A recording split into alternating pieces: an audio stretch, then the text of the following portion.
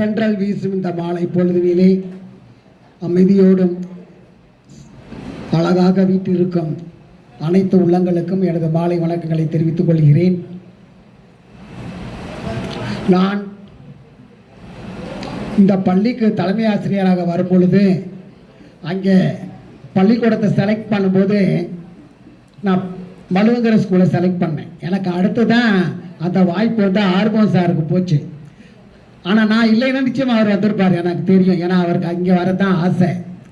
அப்போ இவ கோவிந்தராஜ் என்ன சொல்வார், நீங்கள் வந்து அந்த மதுவங்கர ஸ்கூலுக்கு போகிறீங்க, அங்கே 2 பள்ளிக்கூடம் இருக்குது, உங்களால் பார்த்துக்கிற முடியுமா அப்படின்னு கேட்டாங்க. நான் ராத்திரி பகலாக எல்லாம் அதை திங்க் பண்ணி இதை செலக்ட் பண்ணுவோமான்னு பண்ணி பார்த்தா எனக்கு இதை விட்டால் அடுத்து கல்யாணபுரம், அதாவது வியாசர்பாடியில் இருக்கும். எனக்கு போரூர்லேருந்து இங்கே வரப்போகிறதுக்கு ரொம்ப கஷ்டமாக இருக்கும். சரி, என்ன கஷ்டமானாலும் சரி மடுவங்கரை தான் செலக்ட் பண்ணணும்னு முடிவு பண்ணிட்டேன். அதனால் நான் எனக்கு கிடச்சிச்சு இந்த பள்ளிக்கூடத்தை. அன்று அந்த ஆர்டரை வாங்கிக்கிட்டு புலியூர் ஸ்கூல் போயிட்டு அங்கே ரிலீவ் ஆர்டரை வாங்கிக்கிட்டு இங்கே வந்தேன். ஈவினிங் டைம் எங்களுடைய பள்ளிக்கூடத்து ஆசிரியர்களோடு வந்து இங்கே என்னை சீட்டில் அமர வச்சு சென்றார்கள். அப்பொழுதும் என் முகத்தில் வந்து கொஞ்சம் பய உணர்ச்சி இருந்துக்கிட்டே இருந்துச்சு. எப்படிடா இந்த 2 பள்ளிக்கூடத்தையும் நம்ம பார்க்க போகிறோம். நிச்சயமாக எல்லாருக்குமே புதுசாக ஆரம்பிக்கும் போது கவலை தான் இருக்கும், கொஞ்சம் மனக்கலக்கம் இருக்கும். அப்போ ஸ்ட்ரென்த்து அதிகம், படிப்படியாக தான் குறைஞ்சிக்கிட்டு வந்துச்சு. சங்கரநாராயண பீரியடில் ரொம்ப அதிகம், 800 பேர் படித்தாங்க +1 +2. அப்புறம் 700 ஆச்சு, இப்படி குறைஞ்சிக்கிட்டே வந்துச்சு.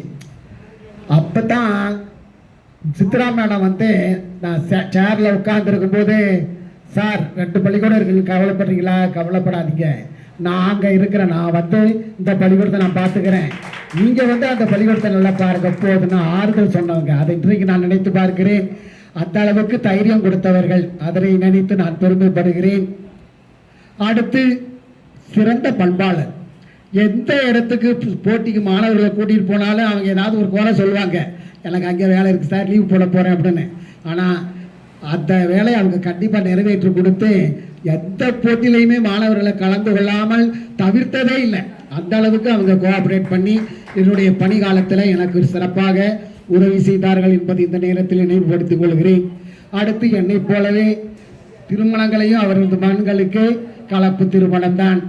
அது இந்த காலத்தில் உள்ள சூழ்நிலைக்கு அவர்கள் மாறி, அதாவது சில பேர் பழையதை பிடித்து கொண்டே இருப்பார்கள், ஆனால் இந்த கால சூழ்நிலைக்கு அவர்களும் மாறினார்கள் என்பதை நினைக்கும் பொழுது மிக மகிழ்ச்சியாக இருந்தது.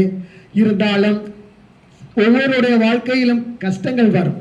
அந்த கஷ்டங்களை நினைத்து அவர்கள் வேதனைப்படுவார்கள். எல்லாருக்குமே வரும். பள்ளி ஆண்டு விழாவுக்கு வந்த கூட அவங்கள பார்க்க முடியலை. அப்படி அவங்க வாழ்க்கையில் வந்து நிறைய கஷ்டங்கள் வந்திருக்கும்.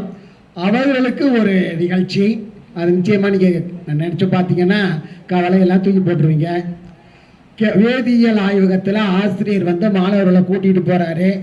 ஒரு குடுவையை ஒரு மாணவன்கிட்ட கொடுத்து வச்சுக்கிற சொல்கிறாரு கையில். அவன் 5 நிமிஷம் வச்சுக்கடா அப்படின்னு சொல்கிறாரு. அவன் வச்சுக்கிறான். சார் நான் காலை கீழே வைக்கவா சார் குடுவை கேட்கல. இல்லை, இன்னும் ஒரு 5 நிமிஷம் வச்சுக்க. இதுதானே சார் ஈஸி, நான் வச்சுக்கிறேன்.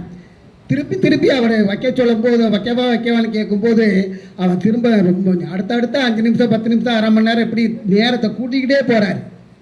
எந்த ஒரு பேனாவை கூட கையிலே வச்சுருந்தா நமக்கு நேரம் ஆக அழுப்பு தட்டி கீழே போட்டுருவோம். அவனுக்கும் இந்த நேரத்தை கூட்டிக்கிட்டே போனதுனால அவனுக்கு கை வலிக்க ஆரம்பிச்சிருச்சு. இன்னமே சார் எனக்கு கை வலிக்குது, வைக்கிறேன், இன்னும் 5 நிமிஷம் வச்சுக்கடா அப்படிங்கிறாரு. அவனால் முடியவே இல்லை. குடுவை கீழே போட்டான், உடஞ்சி போச்சு, சுக்குன்னு ஆகி போச்சு. அதே மாதிரி தான் நம்ம வாழ்க்கையில் கவலைகள் வந்துக்கிட்டே இருக்கும். நம்ம அதை சுமத்தி வச்சுக்கிட்டே இருந்தோம்னா ஒரு நேரத்தில் மன அழுத்தம் வந்து நமக்கு ஸ்ட்ரோக்காதுன்னு வர ஆரம்பிச்சிடும். அதனால் அந்த குடுவையை கீழே போட்டு உடைச்சது மாதிரி நமக்கு வாழ்க்கையில் வர கவலைகளை கீழே போட்டு உடைச்சிட்டிங்கன்னா நம்ம மனப்பாரம் எளிமையாக இருக்கும்.